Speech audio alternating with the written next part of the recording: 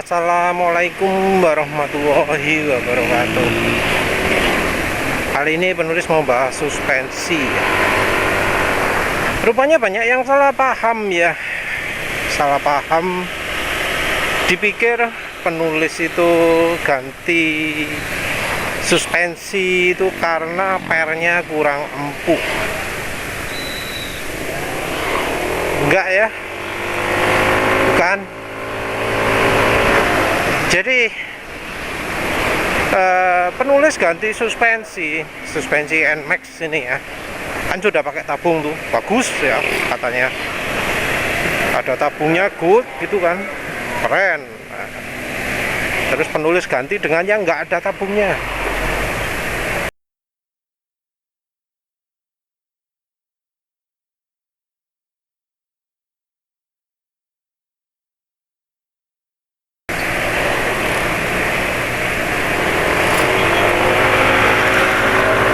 Ada tabungnya.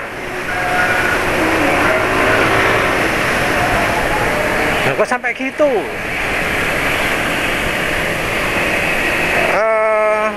Mungkin yang mungkin sudah tahu karakternya suspensi DBS, mungkin berpikiran bahwa ganti suspensi itu karena pernya yang DBS itu jauh lebih empuk.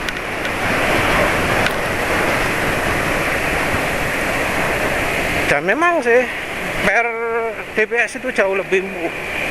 Saking empuknya sampai kalau nggak pakai preload, dipakai sendirian pun bisa jeduk, mentok suspensinya. Kalau mau dipakai berdua, preloadnya harus lebih banyak lagi. Sampai akhirnya penulis sekarang pakai solusi, pakai sport dumper di ganjal di setengah.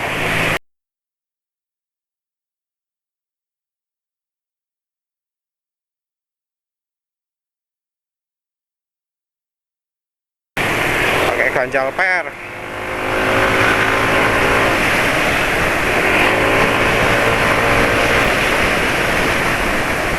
Pakai ganjal per ini kerasa. Jadi sudah pas ukuran pernya. Tapi penulis ganti suspensi bukan karena pernya bawaan ini kurang bagus. Ingat ya, bukan karena per bawaan kurang bagus, kurang empuk, bukan itu. Emang per yang Yamaha itu termasuk keras, tapi bukan itu yang bikin penulis merasa suspensi orisinil Yamaha itu tidak layak pakai. Bukan itu. Kalau misalnya ya keras gitu tapi seimbang, stabil, penulis ya tetap bakal pakai yang ori. Masalahnya yang ori itu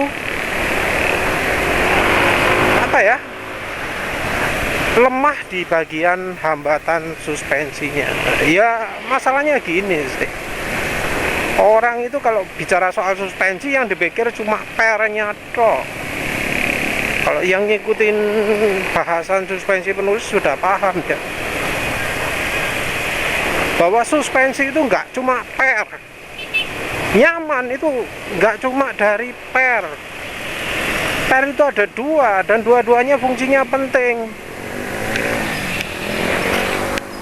dua-duanya harus pas. Apa aja sih? Yang satu per, satunya damper.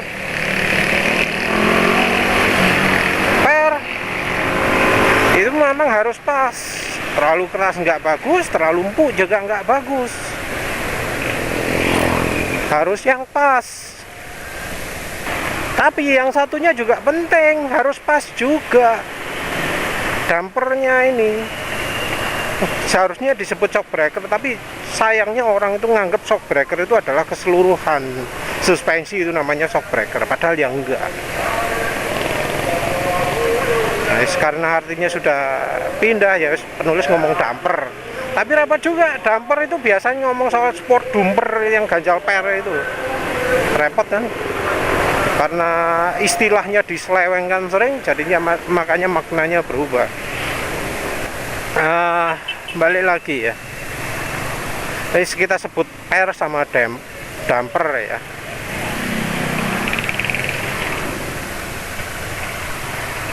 Jadi per itu memang harus pas. Kalau terlalu keras ya nggak enak. Memang NMAX itu pernya termasuk agak keras, tapi sebenarnya masih cukup oke lah, masih bisa ditolerir lah. Yang penulis nggak bisa tolerir itu adalah dampernya dari suspensi orisinil gitu. Mengapa penulis ngomong gini? Karena sampai sekarang masih banyak yang ngomong ganti pakai per X-Max, ganti pakai pernya Supra, ganti pakai pernya Shogun, sampai sekarang ya. Padahal yang problem utama dari suspensi Yamaha bukan soal itu.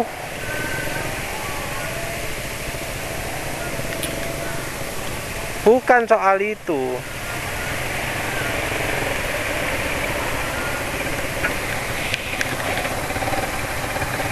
Jadi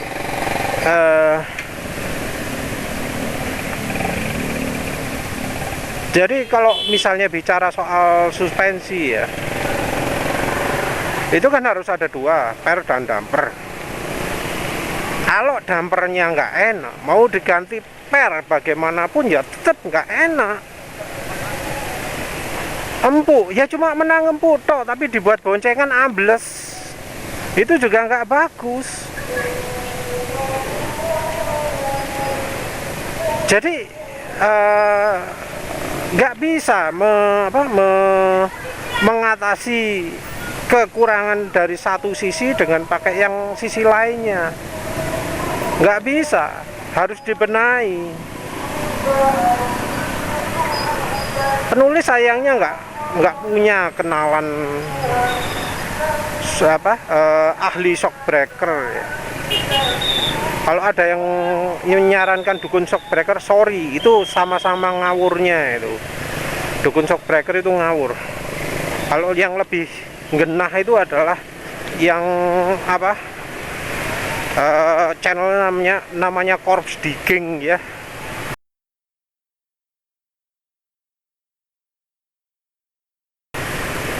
Gali makam.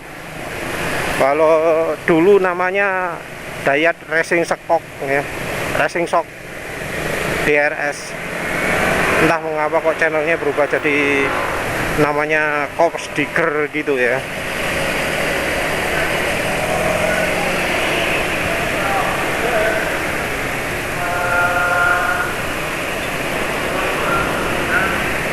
Itu masih lumayan kenal lah yang Corpse Digger gitu. Nah, kalau yang dukun shock breaker itu kan sampai ngomong suspensi YSS itu gak masuk akal ya. Sampai diilustrasikan setan mana yang meliputimu, kayak gitu. Kayak gini mati ini, nggak fungsi dia, ya seperti ini, nggak bisa gerak.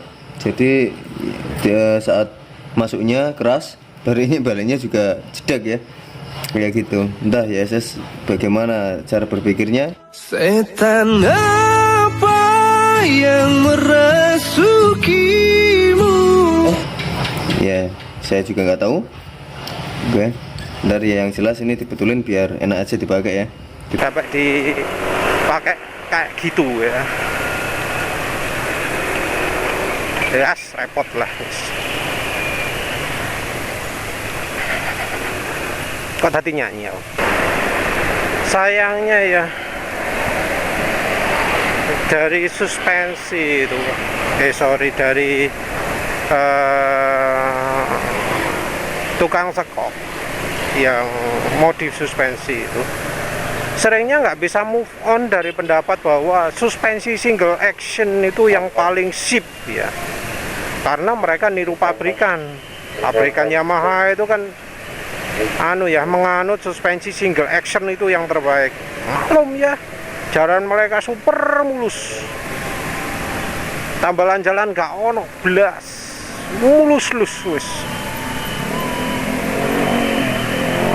Masalah terjadi ketika kita menjumpai jalan yang banyak tambalannya atau yang jalannya wis nggak ada mulusnya, kecepatan tinggi.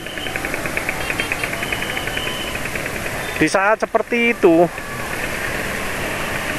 wis kelemahan suspensi single action jadi ketahuan lah.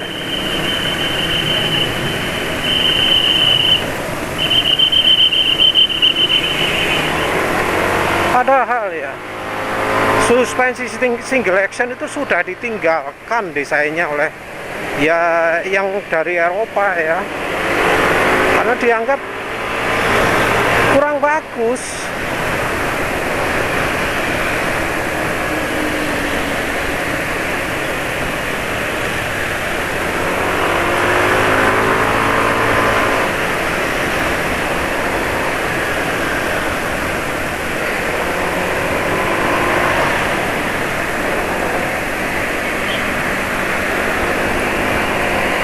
Mau apa lagi ya? Iya, kayaknya suspensi yang keren-keren gitu ya, sudah nggak ada yang pakai single action.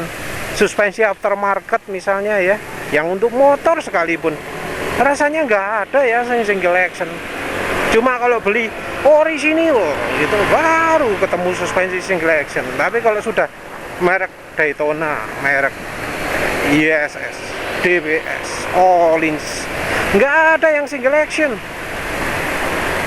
Bahkan mereka itu memisahkan setelan antara kompresi dan ribbon. Kalau single action gimana? Ya kompresinya nol, wis nggak ada hambatannya sama sekali. Baru ribbon tak ono. Padahal dikasih 2 setelan itu tujuannya apa? Ya biar seimbang. Kalau misalnya ribbon tok yang penting kompresi nggak pakai, ya suspensi racing ya nggak akan ada setelan kompresinya. Tapi nyatanya enggak. Bahkan setelan kompresi itu ada 2 malah kadang kalau yang model racing, high speed dan low speed. Saking pentingnya loh untuk tahap kompresi sampai dikasih 2 setelannya, setelan high speed dan low speed. Ribbonnya malah seringnya cuma 1, nggak ada high speed ribbon gitu ya, kecuali yang sangat-sangat high end ya.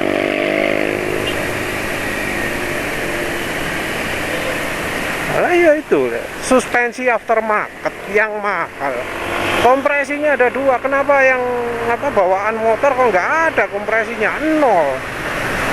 Apa masalah harga? Ya enggak juga. Nih suspensi orisinilnya NMAX 1,3 juta ini harganya sepasang. Penulis beli penggantinya ya 350.000 sepasang. Kalau mau yang ada tabungnya fungsi beneran, itu 500.000.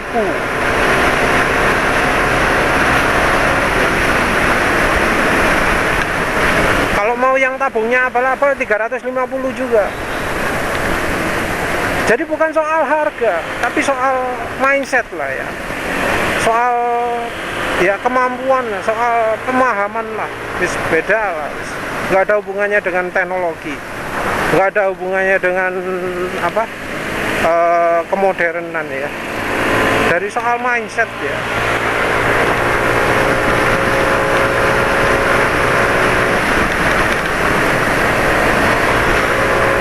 Ya mungkin merasakan sendiri bahwa kalau kok suspensi buatan Thailand itu enak ya. Jadi kalau Honda impor itu beda lagi kan.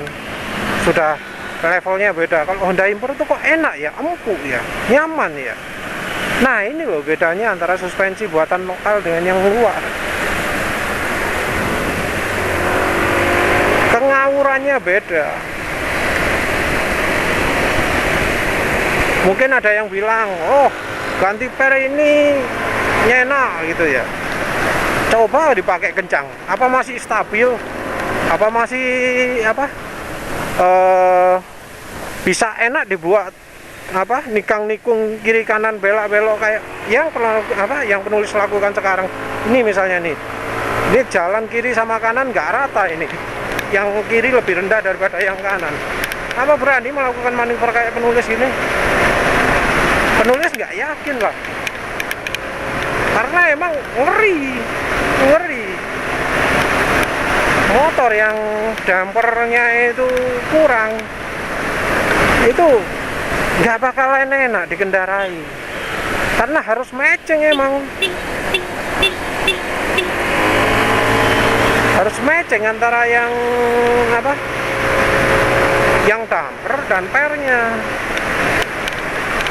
nggak bisa cuma salah satu. Dan suspensi bawaan ada tabungnya, itu hambatannya, damping force-nya itu lembek banget lah ya. Pokoknya gak layak pakai lah, dipakai boncengan lewat polisi tidur, mentul,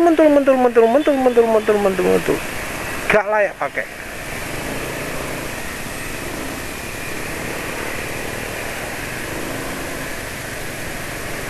Padahal kalau yang yang genah stabil, nyes gitu wes, nggak sampai mentul, wes itu suspensi yang parah ya. Karena penulis jalan di kecepatan ya kayak itu tadi, kondisi jalannya ya kayak gini nih, mustahil penulis mempertahankan suspensi orisinil itu. Walau umurnya masih berapa itu, 200-an berapa gitu, waktu ganti kalau nggak salah 400 km gantinya, nggak mungkin mempertahankan. Karena apa? Penulis takut celaka.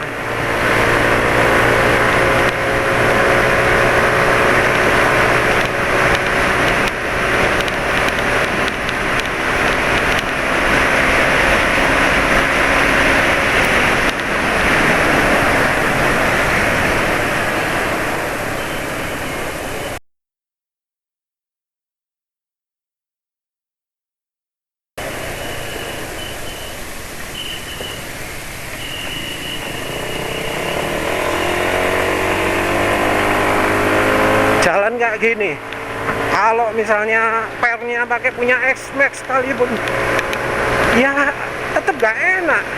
Ini loh, ini suspensi harga 350.000 sepasang.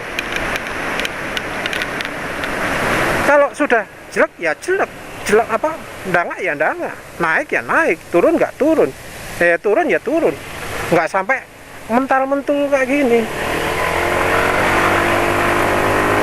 Makanya penulis pede kalau berkendara di jalan kayak gini gitu, kecepatan berapapun.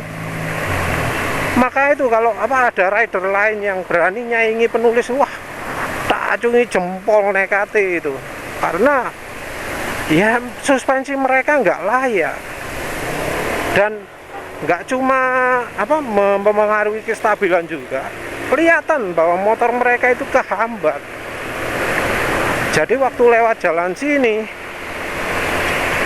motor mereka itu jelas sampai kayak ngerem gitu kalau sudah di bagian jalan yang permukaannya hancur-hancuran.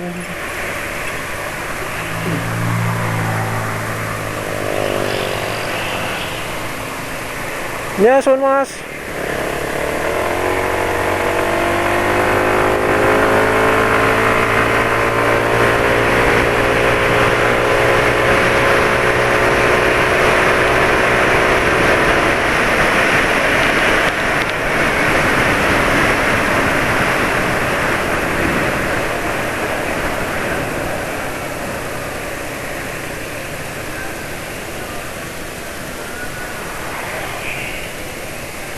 Jadi gimana ya,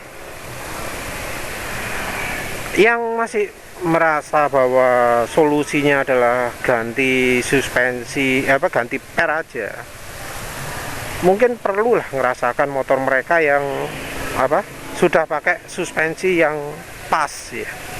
ISS itu nggak bagus loh ya, kebanyakan terlalu keras, jadi jangan dijadikan perbandingan. Terus ngeceknya juga perhatikan lah ya, Kalau ngeceknya di jalan kampung, jalan batu, kecepatan 10-15 km per jam, ya iyalah yang pernya empuk, yang enak. Tapi begitu sudah jalan 40 lewat jalan yang nggak rata, itu wis beda lagi. Zonanya udah beda. Nggak bisa sudah pakai acuan yang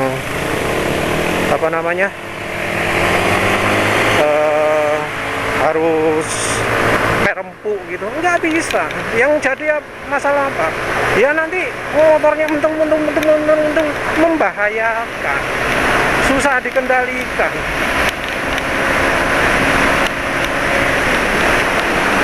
Anginnya agak kencang kayaknya, jadi waktunya kayaknya kurang baik.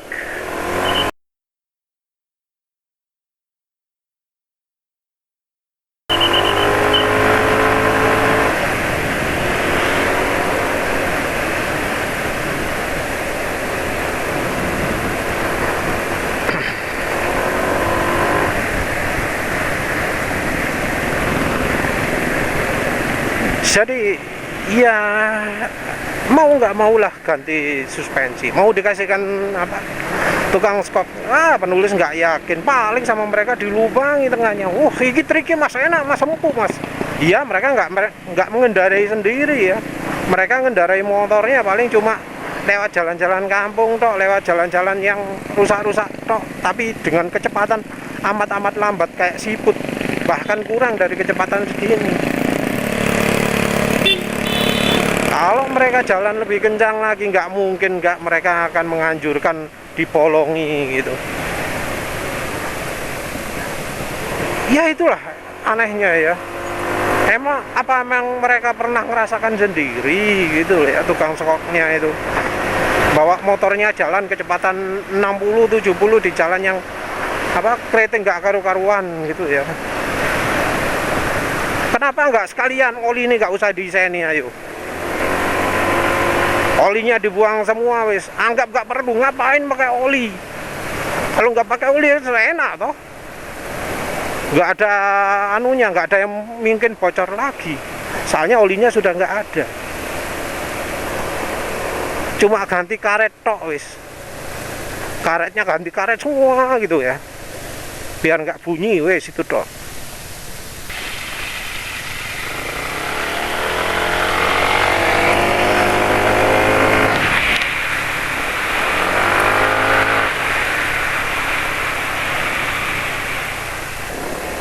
Cukup mengecewakan juga valve ini, masih 81 km, nggak sebagus Mesran ya, berarti bahannya sudah beda ya.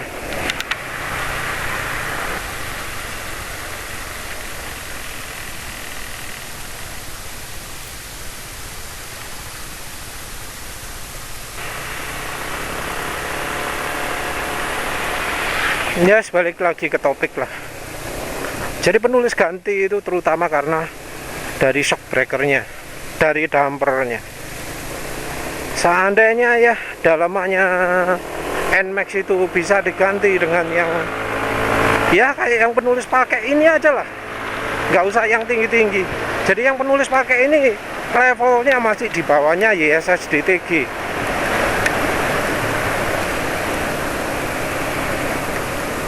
Itu YSS DTG itu kalau pernya pas, enak tapi sayangnya mereka jual pernya keras-keras semua, itu yang disayangkan.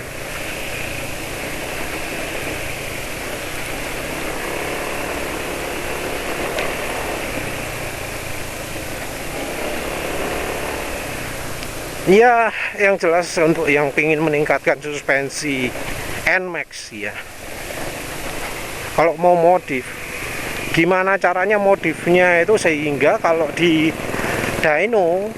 dynonya khusus suspensi itu bisa mirip profilnya dengan Öhlins. Kalau perlu valve-nya Öhlins di copy paste lah, buka punya Öhlins yang asli, dilihat valve-nya kayak gimana, terus diterapkan di punyanya NMAX, modif lah,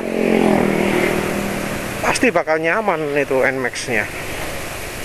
Walau pernya masih ori ya, gak ganti per, ganti dalamannya toh pasti akan lebih nyaman.